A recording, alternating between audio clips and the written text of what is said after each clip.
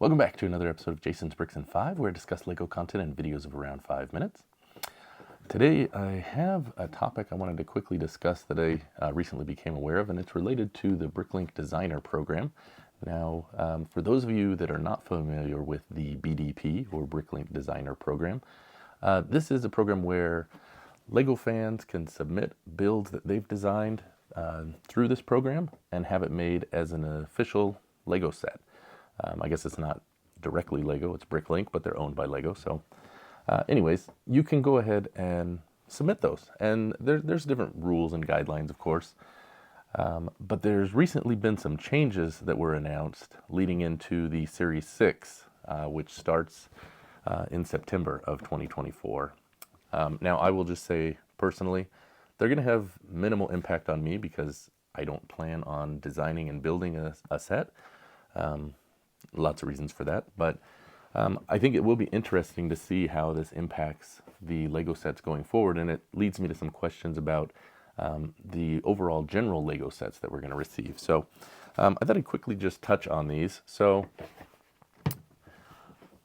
they have listed Series 6 updates for the program on the Bricklink website, and I thought I'd just go through them. The first one is for the theme. It says, in order to help us project a vision of sustainable future, we wish to use and adhere the following additional guidelines.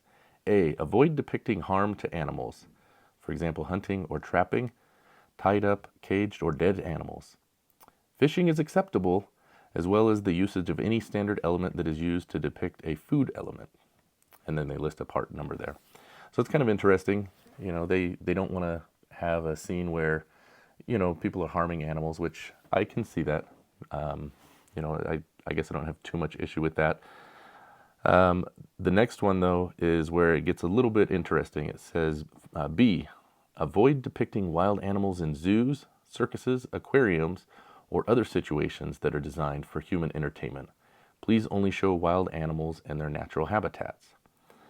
So that's kind of interesting because, you know, I've seen people build zoos or aquariums, and some of those are quite impressive. And you know, I've thought about, you know, building that kind of thing, and you know, this is evidently something that won't be an option for the Bricklink Designer Program. And I wonder, as we go through these, are these going to bleed into the overall LEGO portfolio of sets? Because I think the next one will be interesting as well. For C, it says avoid highlighting fossil fuels like coal, oil, and gas. For example, depicting refineries, fuel storage, or gas stations. It's acceptable to showcase historical methods of transportation that rely on fossil fuels, for example, steam locomotives. However, vehicles need to adhere to these guidelines. Therefore, propulsion methods should be ambiguous if it's not a sustainable power source. And I will say, you know, the thing that's interesting about this is the LEGO Modular line that we get, that a lot of people use that as a base for their city. And, you know, the time frame that those are, I think it's not necessarily today. And, you know, sustainable fuel cars, so, you know, electric cars, that kind of thing, those are definitely a more current day item. You know, even a couple years ago, we had the Corner Garage, which was a gas station. And there's been a number of LEGO gas stations throughout the history of LEGO. You know, that's one of the LEGO sets I remember as a kid. I had the Exxon gas station in the 80s, and you know, think of all the Octane gas stations. So it'll be interesting to see, are they going to rebrand Octane so there's, I don't know, Octane charging stations, and you know, we don't have gas stations anymore. I don't know. I mean, I understand LEGO, you know, seems to follow a specific mindset around some of these types of things. And some people, you know, I'm not trying to get into a debate about what's right, what's wrong, but some people really like that and some people don't. So it'll be interesting to see, you know, is this going to be something that will turn people off? Because I don't know that I would want to buy, you know, a solar charging station for my city or something like that. I don't know, kind of an interesting thought. It goes on, it says, models may not be based off of any of the following internal LEGO IP: Ninjago, Dreams, Friends, Monkey Kid, and Icon Modular's format. And then it goes into modulars a little bit. It says, buildings are acceptable to submit to BDP, but they should not reflect the modular format. If a building looks similar to the design language of the icon's modular subtheme, so a row-style building separating floors, etc., it will have to use a different base technique. Buildings should not copy the icon's modular base plate layout design language directly. So a 32 by 32 base plate with sidewalk and lamps, Technic connection points, etc. When we review BDP submissions, we will ask, could this model be confused as an icon's modular building? So I think what they're trying to do there is they're trying to protect, what they have as, that big line. We get that modular building every year. People look forward to it.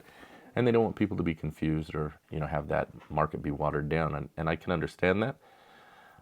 However, on this one, the thing that jumps out at me is if I'm going to buy something, I'm probably going to want to put it in my Lego City. And so if it's not following that, row format or base plate convention, is it going to fit in my Lego City? And then am I, more likely to pass on that? I could see that being an issue. I don't know. Let me know what you think on that.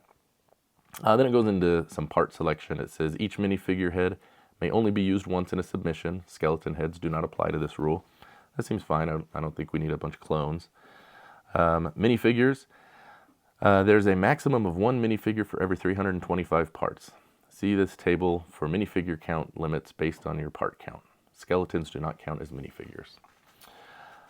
And then the last thing, it talks about preparing your submission ahead of time. It says design titles cannot include Lego in the title or any Lego property. Designs should not include modular in the title. And lastly, castle and classic space models should not include the faction name of the title. So for example, the Lion Knight, the Wolf Pack, Blacktron, etc. And some of those are, I don't see a huge issue with those. The one that I do find interesting is the factions, because, especially for the castle. We're seeing a lot of those. And, if you're building or designing a set, I should say, off of a particular faction, because like Wolfpack is a new one that just, came back out.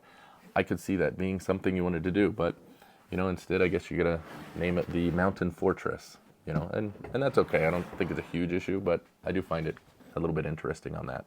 So I'm guessing that these rules probably aren't going to have an impact on most of you that are watching this, because they get, I think 100, 150 submissions, and they are getting more. But I think it's something that is, probably going to impact more serious Lego designers. I can think like Brick Artisan, Kim Plata. I know he has submitted in the past. So, certainly something for someone like that to keep in mind. But it'll be interesting for the rest of us to see how this kind of impacts, the options that we have. And, is it going to make it less interesting maybe in a way? I don't know. Let me know what you think. Do you think these guidelines are appropriate? Do you think that they're kind of, pointless? Like, what's the point? Or is it something that bothers you? Just curious.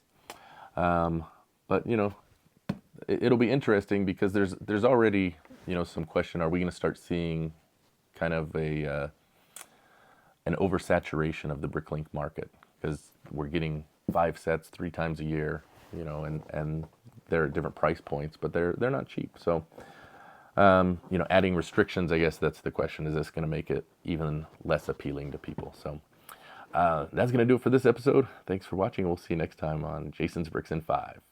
Happy building.